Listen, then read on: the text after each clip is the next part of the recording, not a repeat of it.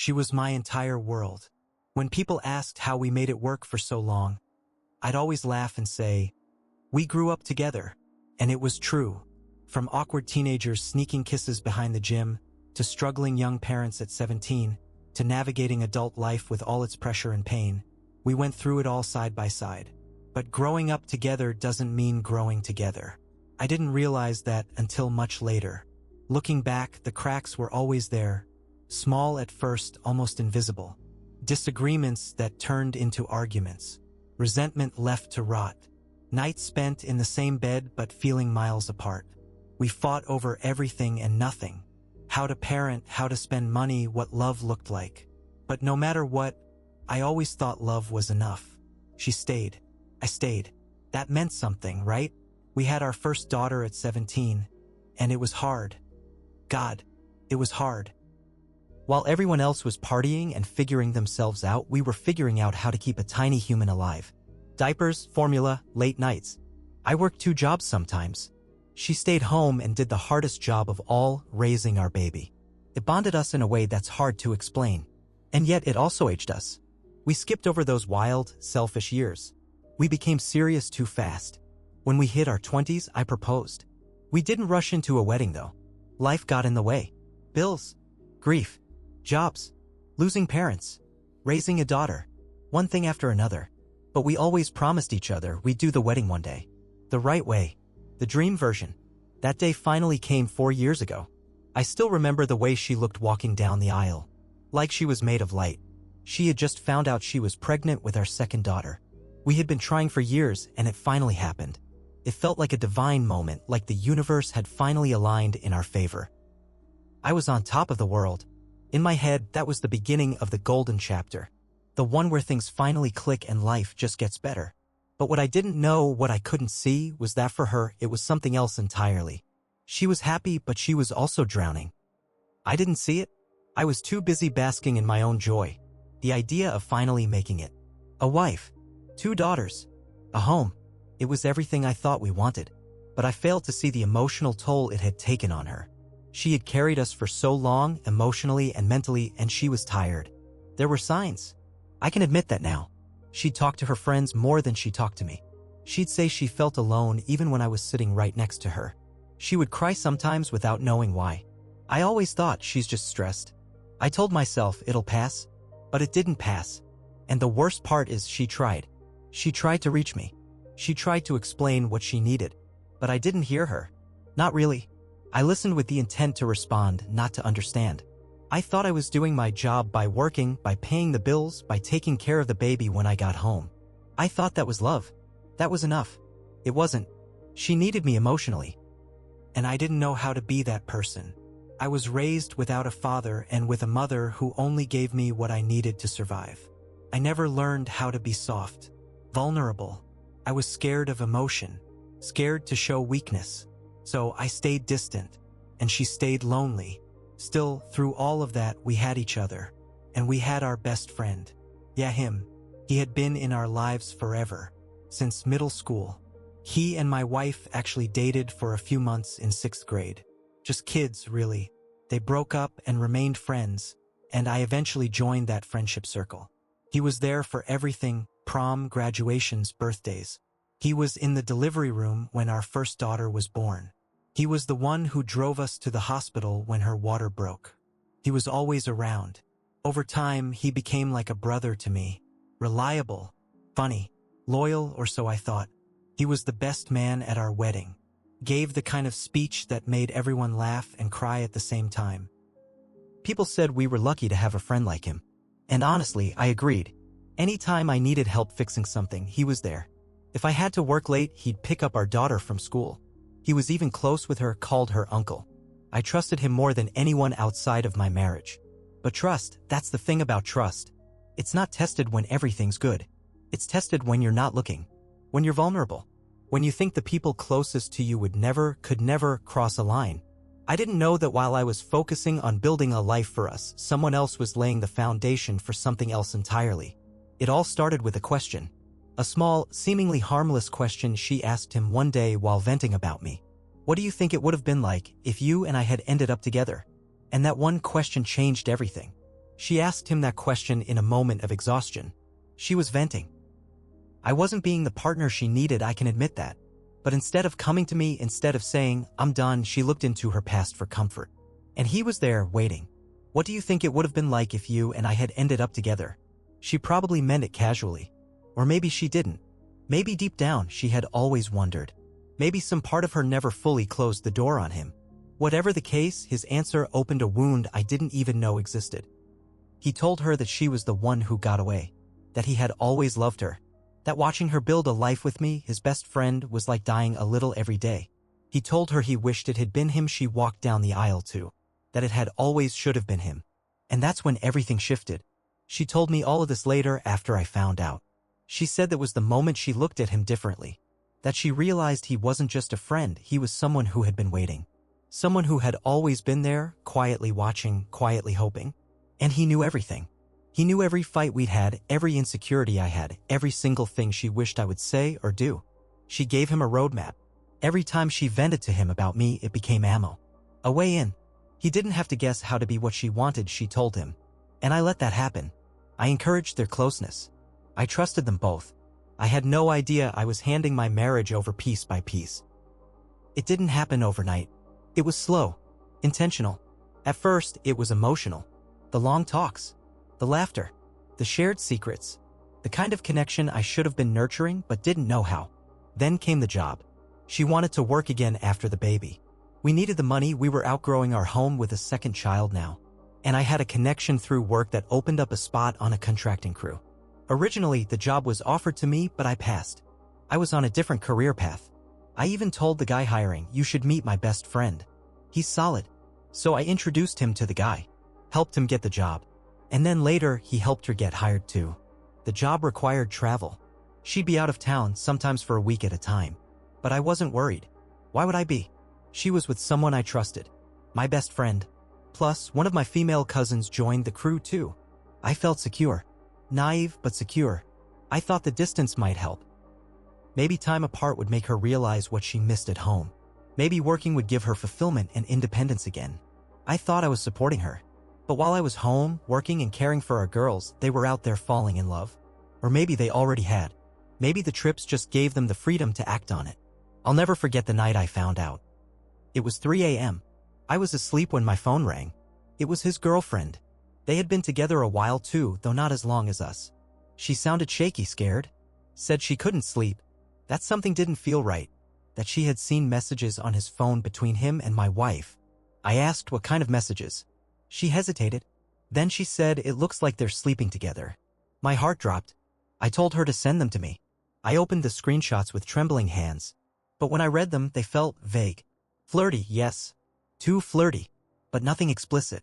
I told myself it was just bad wording. Inside jokes. I even defended them. I told her they've been friends forever. You don't understand their humor. That night, I became their shield. I defended the people who were betraying me. The next day, I confronted my wife. Showed her the messages.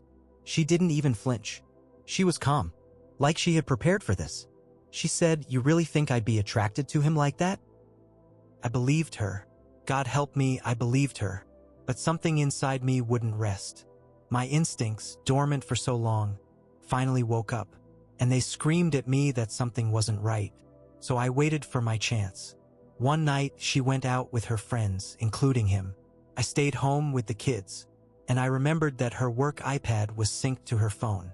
I hadn't checked it before. I wasn't that guy. I believed in trust. But that night, I became that guy. I opened it, went through her messages, and my world ended. I sat there in the dim glow of the living room, the silence of the night shattered only by the persistent hum of the heater.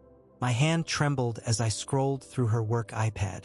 Every message, every emoji, every hastily typed confession of desire and intimacy seemed to beat like a hammer against the fragile remnants of my heart. It was as though the screen had become a window into a world I never knew existed. A world where my wife wasn't the loving partner I'd believed her to be, but someone who craved something more, something forbidden. At first, I skimmed the messages, trying to piece together innocent conversations. But as I delved deeper, the words became clearer, undeniable. There were not just playful banters. There were explicit details and confessions. One message in particular caught my eye. She had told her cousin, in a moment of overwhelming honesty, that the way he made love to her was unlike anything she had ever experienced with me. The words jumped out at me like a slap in the face, mixing betrayal with an intimacy I thought only belonged within our marriage. I remember feeling my chest tighten, my breath coming in short, ragged gasps. The realization hit me hard. This wasn't a harmless flirtation or a misguided moment of weakness. It was a full-fledged betrayal, a secret life unfolding in parallel to the life I had shared with her for so long. I closed my eyes, trying to shut out the images and words, but they burned into my memory like a scar, a mark of treachery etched forever in my mind. Tears mixed with anger, confusion, and a profound sense of loss. I felt deceived not only by her, but by the man I had trusted implicitly, my best friend. Questions exploded in my mind. How could I have been so blind? Had I misread the signs all along? Were these messages the tip of an iceberg that had been forming for years, hidden beneath a veneer of normalcy while my wife and best friend built a secret connection behind my back? I replayed every argument, every cold moment, every time I brushed off her silent pleas for emotional connection. The truth, I now realized, had been hidden in plain sight.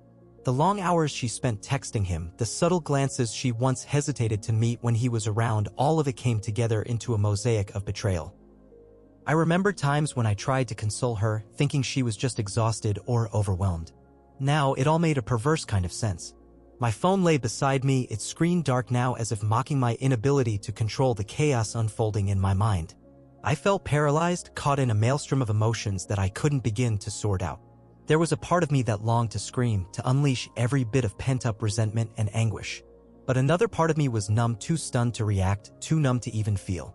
I sat there questioning every promise I had ever made, every word of love I had uttered, and now everything seemed hollow, a bitter taste of shattered dreams.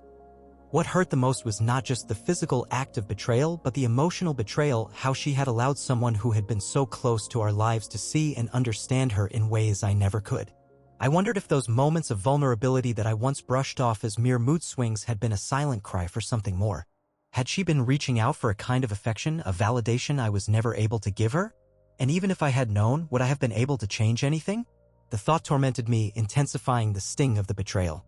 For hours, I sat there, trying to make sense of the mess. I tried to recall memories of times when she smiled just for me, when the connection between us seemed unbreakable. But every memory now carried the shadow of doubt.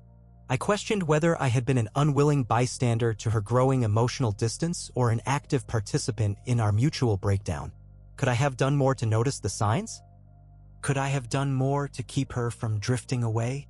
Every what-if mingled with the why me, creating an endless loop of self-recrimination. That night, the silence in the house was deafening. I knew I had to confront her, to demand answers, to understand how everything had slowly unraveled into this tragic dance of lies. But a small voice in the back of my mind also whispered that perhaps this was inevitable. Trust, once broken, can never be fully restored. I was desperate to hold on to the memories of who we once were. Yet I also knew that clinging to them might keep me trapped in a past that no longer existed. In those quiet, agonizing hours, I began to scribble down my thoughts, not yet to share with her, but as a desperate attempt to reclaim a piece of myself. I wrote about the late nights filled with silent dinners, the missed conversations, the times I hadn't been present.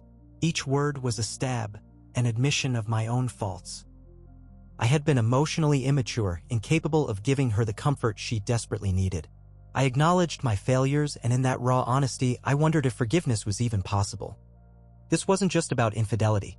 It was about all the years we had spent slowly growing apart, of not really seeing each other in the way we should have. The messages on that screen were a symptom, not the whole disease. They were a painful confirmation of a deep-seated disconnection, a connection I had tried to mend over time, too late. As the hours passed, my mind oscillated between despair and a stubborn spark of determination. Part of me wanted to simply let go, to let everything crumble into oblivion. But a stronger part of me clung to the hope that maybe, just maybe, we could find a way back to each other. Could we survive this? Could we rebuild trust from these ruins? I didn't know the answers yet. All I knew was that I was irrevocably changed by what I had read. The betrayal, the lies, it had shattered the illusion I had so carefully built around our life together. And now, as the new day crept closer, I was left with the daunting question of whether I could ever forgive her. Or even myself for the role I played in all of this. When she came home later that night, I was still sitting in the living room. The iPad was on the coffee table in front of me, open. Its screen still glowing faintly like a spotlight on her betrayal. I hadn't slept. I didn't eat. I didn't even move. My thoughts had been chewing through my sanity for hours. And now she was walking through the front door like everything was normal. She smiled when she saw me. Tired, maybe, but relaxed. And then she saw the iPad. I didn't say a word. I didn't have to. Her face dropped. She froze mid-step, keys still in her hand. There was this unbearable silence between us, like the air itself refused to carry the weight of what was about to be said. Her eyes flicked to the screen, and I saw her body tense, like a criminal who just realized the security camera caught everything. I finally spoke. "Sit down." She hesitated, then slowly sank onto the edge of the couch, right across from me. I watched her, and she couldn't look me in the eye. That told me everything I needed to know. I know. Her lips parted slightly, but she didn't respond. Her hands were clenched, trembling in her lap. I hated that she looked afraid. Not because I wanted her to feel safe, but because deep down, some small part of me still loved her. I continued, voice low but steady. "You said you'd never look at him like that. That he wasn't your type. That I was crazy for thinking there could be something between you two. And all this time, it was real.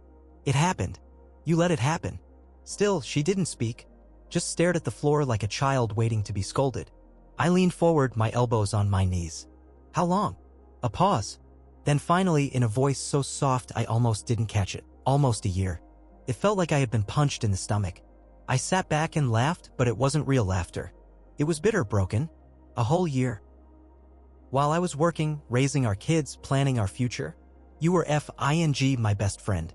She looked up at that. Tears welled in her eyes. "It wasn't like that." "No?" I snapped. "Then tell me how it was. Tell me how you justify sleeping with someone who stood beside us at our wedding. Who held our baby. Who you let into our home. Into our family." She opened her mouth, but I cut her off. "And don't you dare say you were lonely. I know I failed. I know I was distant. I've lived with the guilt of being emotionally unavailable for years. But I never cheated. I never crossed that line. I thought we were trying. I thought we were fighting for this." She wiped at her face, but the tears kept coming. She looked like a stranger to me now. The woman I married, who I once thought I'd grow old with, was gone. "He was there," she whispered. "He saw me. Listened. He didn't shut me down. I didn't plan for it to happen. I didn't wake up one day and decide to fall for him. It built up. Over time. That made me angrier than anything else." "Built up? What, like a hobby? Like baking or yoga? You built up an affair?" "While I was at home with our daughters." She flinched, and for a second I felt guilty. But then I reminded myself she chose this. "Why him?" I asked, quieter now. "Why him of all people?" She exhaled shakily. "I don't know. Maybe because he always wanted me.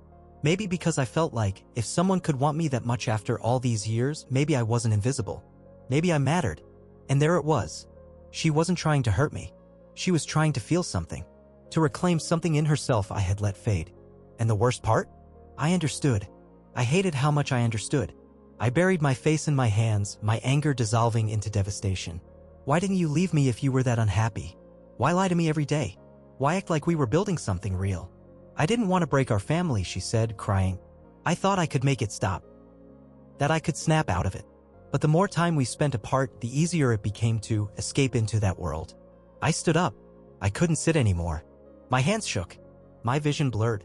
I wanted to punch a wall. Scream. But instead, I asked the one question I dreaded most. "Did you love him?" She hesitated, then nodded. It felt like the floor disappeared beneath me. I turned away. I couldn't look at her. I didn't want her to see what that answer did to me. Not because I wanted to protect her, but because I didn't want her to see how broken I had become. "He was there when I needed someone," she continued. "But he wasn't you. He couldn't be you. I confused support with love. It wasn't real." "So it's over?" I asked. "Are you still seeing him?" She shook her head. "No. He's in a new relationship now. We stopped months ago." I scoffed. "Convenient timing." She winced. "I'm not proud of what I did," she whispered. "But I'm still here. I want to fix this. If you'll let me." I turned to face her again. "You want to fix this?" I asked, my voice hoarse. You want to work on our marriage?